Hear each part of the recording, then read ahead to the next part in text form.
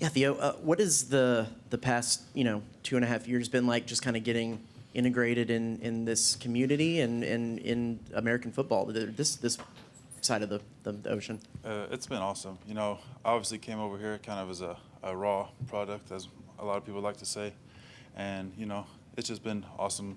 I feel like the whole community has definitely embraced me. I've had a lot of people just like reaching out, and they be like, if you ever need a hand, like a family to be embraced by over here, like just let us know. And just I feel like the whole community has really embraced me a lot since I've been here. What's been maybe the difference between this offseason that you've been able to kind of step up and get some playing time and score some touchdowns? I just feel like with our new staff, I just feel like they've shown a lot of trust in me and believed in me from the jump when they got here. And I feel like obviously as a two-way street, I got to show that I deserve the trust and the faith that they have in me. But I definitely feel like ever since I came here, they've had an open mind. They hadn't really put any, like, they didn't have any ideas about anyone when they came here. They let everybody prove themselves, and I feel like I made the most out of that and just put myself in the best position to play. We'll go second row on the left side to Alex. Has the learning curve been hard for you? And was there a moment or a period of time where things really started to click for you once you got into a groove?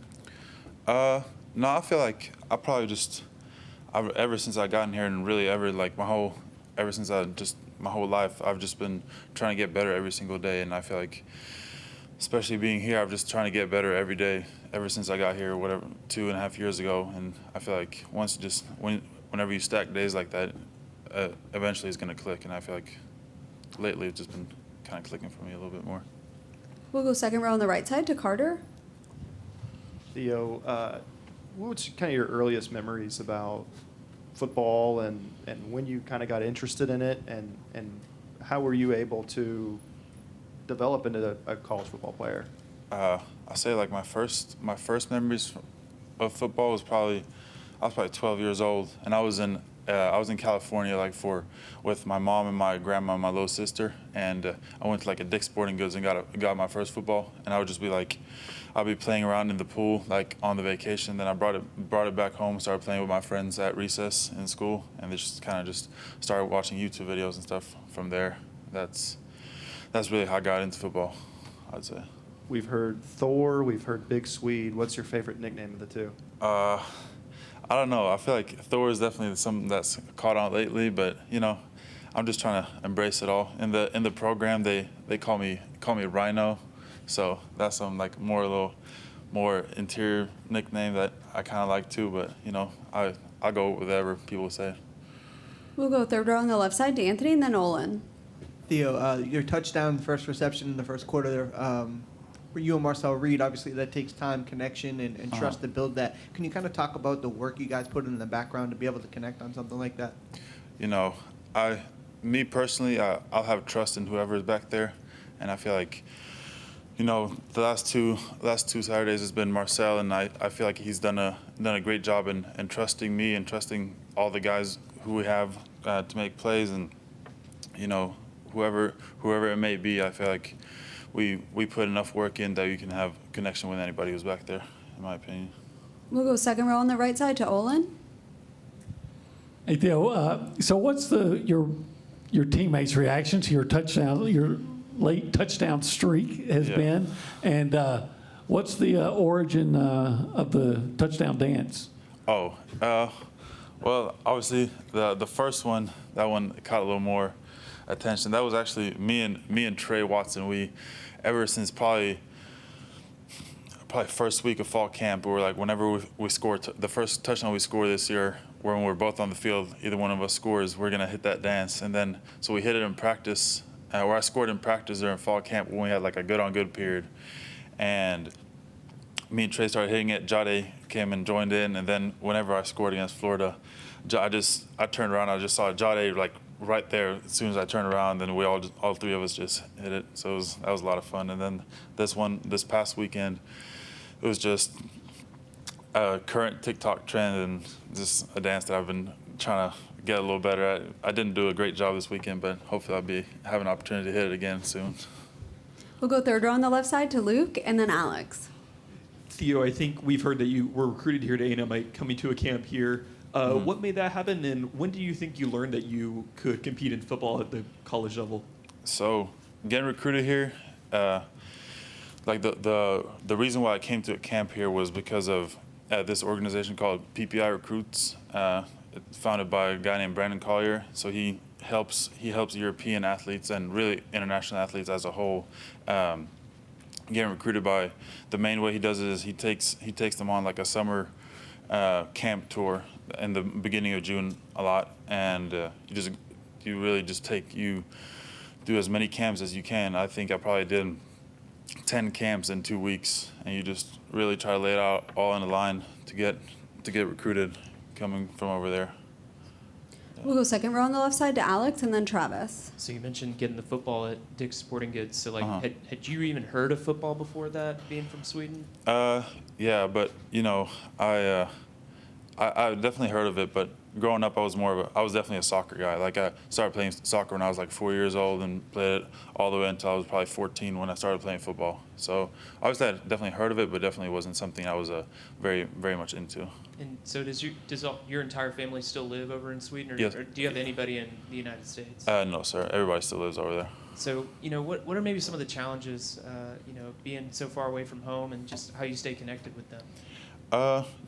It's the time difference is obviously a challenge, but then again, like when I went to high school, I didn't live at home, so I spent 3 years living by myself in high school too. So it was definitely something. It was definitely obviously a longer distance and a bigger change, but it was something that I had kind of been prepared for already. So it hasn't been that big of a challenge, but it's definitely, you miss home.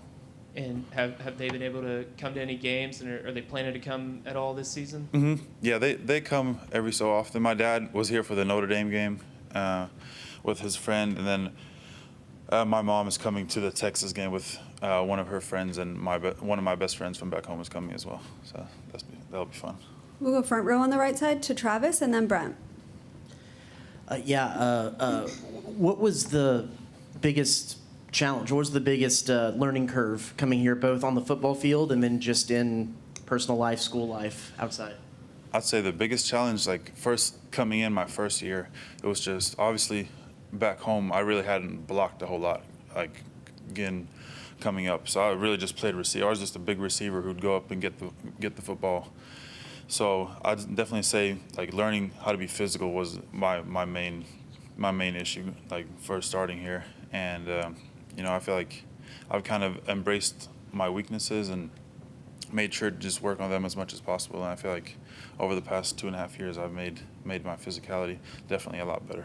And then coming from overseas, I know you've been in there past years, but to potentially now see some playing time in AT&T Stadium, a big NFL stadium, is that a little sweeter for you from the journey that you've taken to get here? Yeah, it's definitely a lot of fun. Obviously, I played a little bit in our game there last year, but I'm hoping to have a bigger role this time around. And obviously, I'll just do whatever is asked of me, and you just gotta make the plays when they show up. But it's definitely gonna be a fun game for sure. We'll stay on that front row to Brent and then Luke. So when you get that first football, take it back home, how do you convince your buddies? How do you practice football and so forth? Do you talk to them about it? How did that actually go? So my two best friends in like middle school and elementary school were both half American, and so it was really one of my friends from back home. His dad is from Seattle, and he was a big Seahawks fan. Starting like when I think like started 5th or 6th grade, he started at my school.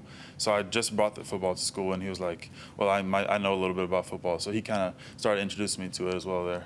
What's his name? Marcus Andrews. Okay.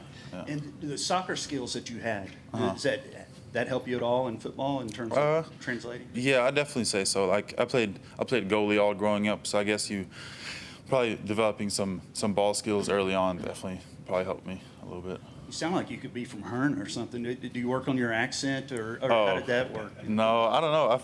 Like me personally, I didn't really feel like I had a strong accent when I first got here, but some of the guys they thought I had an accent, but I feel like it's kind of disappeared as I've been here a little bit. Gotcha. And then what is something cool about back home where you grew up that maybe people don't know about? Oof, I don't know. I mean, I love Sweden. I really like whenever whenever it's getting time to go home, and like during our May break, I'm longing to go home because it's just like just getting home. Like the biggest thing for me is just like I grew up in the middle of the city, so just being able to get anywhere without using a car and just having water nearby, because Stockholm is really built up on like little islands, so you'll be by water the whole time, and it's a really nice environment to be in, I feel like. We'll go third row on the left side to Luke.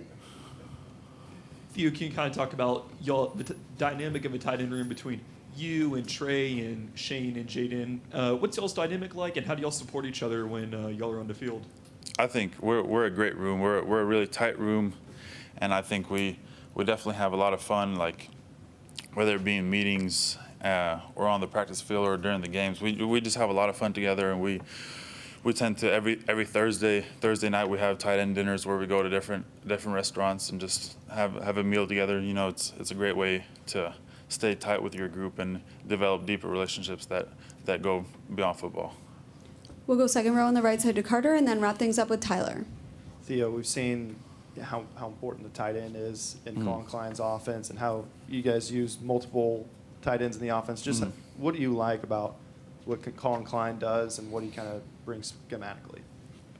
I'd say like I love this offense. I think there's so many ways we can create different plays. We create different looks by just using different formations and different, like we create so many different looks for defense that makes it really hard for them to know how to break things down. And I feel like what's also fun is that we get to run a lot of fun routes. Like the one route I ran against Florida where I scored on was just like, it's a really fun route to run, and you can do it in a lot of different ways. And we're involved in a lot of the base and most important stuff in our offense, which I really like.